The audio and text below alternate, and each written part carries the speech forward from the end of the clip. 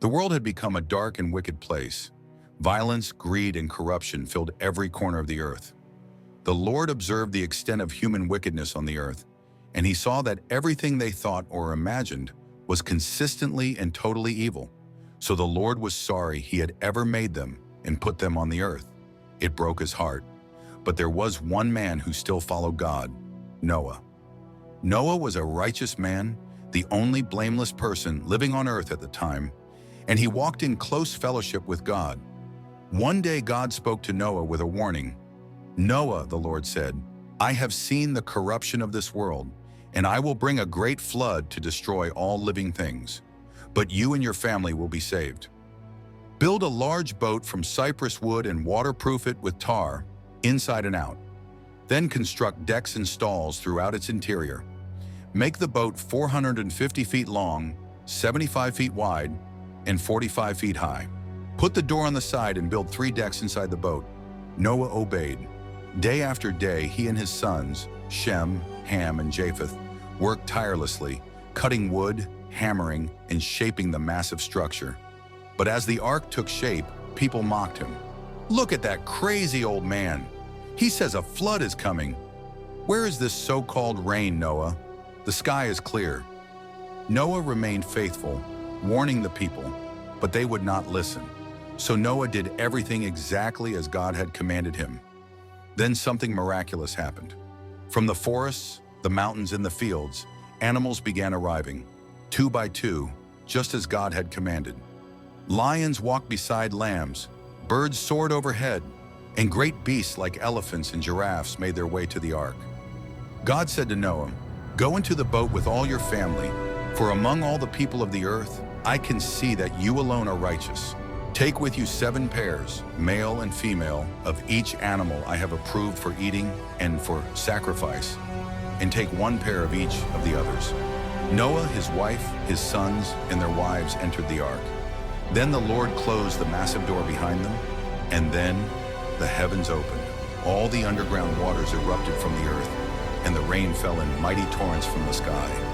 The rain continued to fall for 40 days and 40 nights. Water covered the streets. People ran for higher ground, but there was no escape. The ark rose above the floodwaters as the world beneath it vanished. God wiped out every living thing on the earth: people, livestock, small animals that scurry along the ground, and the birds of the sky. All were destroyed. The only people who survived were Noah and those with him in the boat. For 150 days the ark floated on the vast ocean. There was no land in sight, only the endless expanse of water. Then one day the ark stopped moving. But God remembered Noah and all the wild animals and livestock with him in the boat. He sent a wind to blow across the earth, and the floodwaters began to recede. Eager to see if the earth was drying, Noah opened a small window and released a raven. The bird flew back and forth but did not return. Then he released a dove. It searched for dry land but found none and returned to him. A week later, Noah sent the dove out again. This time the dove returned to him in the evening with a fresh olive leaf in its beak. Then Noah knew that the floodwaters were almost gone.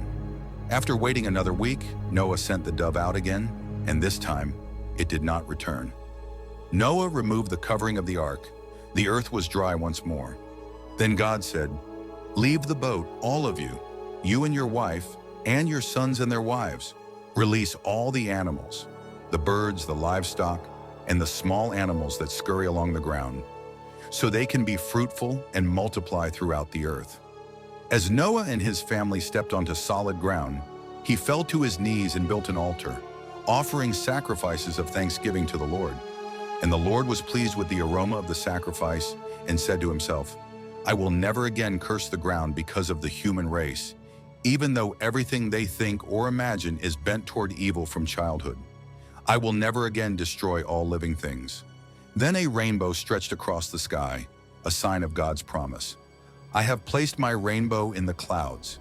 It is the sign of my covenant with you and with all the earth.